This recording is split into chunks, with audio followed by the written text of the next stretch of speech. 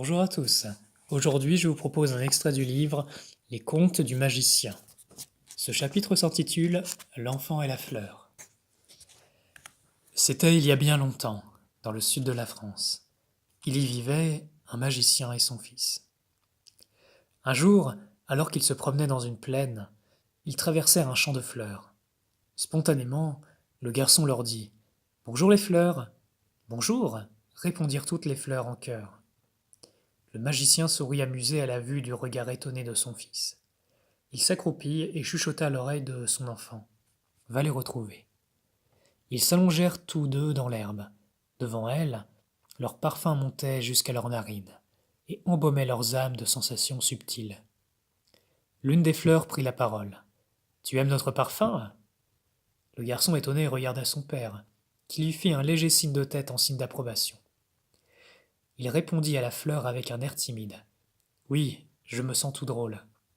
C'est normal, répondit la fleur. Notre parfum est notre essence. Il est un cadeau pour ceux qui savent le recevoir. La fleur restait là, majestueuse, dans une grande vulnérabilité, et pourtant une grande majesté. Que tu es belle, lui dit le garçon. La fleur secoua légèrement ses pétales et sembla rougir légèrement. Quand une fleur t'offre son parfum, c'est comme si elle t'offrait tout son être. Notre parfum est le parfum secret de notre âme. Le garçon fut profondément touché. Il sembla que ses yeux devinrent tout humides, de gratitude. Tu sais, nous les fleurs sommes comme les filles de la terre et du soleil.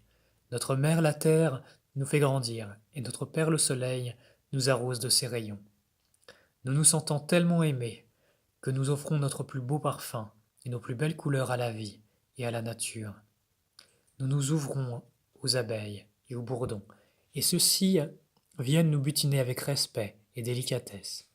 Et quand un être humain vient nous regarder et contemple notre beauté, nous donnons le meilleur de nous-mêmes.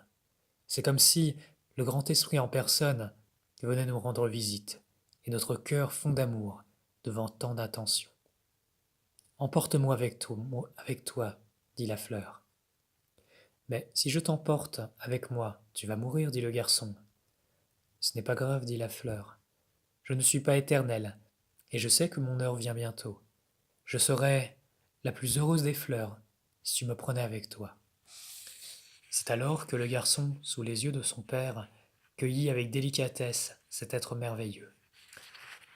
Il l'apporta dans la petite poche de son vêtement, le temps de la balade. La fleur arborait fièrement sa monture humaine, et les autres fleurs la voyaient passer, ornée sur ce merveilleux véhicule gigantesque. Elle paraissait ébahie de voir une de leurs sœurs chevaucher un humain, et toutes semblaient éprouver le désir de se faire cueillir par un homme. Le temps de rentrer à la maison fut venu. Le garçon déposa la fleur avec délicatesse dans un petit vase sur la table, tout près de la cheminée. Les deux amis discutèrent toute la nuit, riant et pleurant ensemble. Finalement, ils s'endormirent tout près l'un de l'autre. Quand l'heure fut venue, à la fleur de faner, elle regarda le garçon silencieusement. Son regard semblait lui porter un si grand amour qu'il en fut ému aux larmes. Il sembla que la fleur ferma les yeux pour ne plus les ouvrir.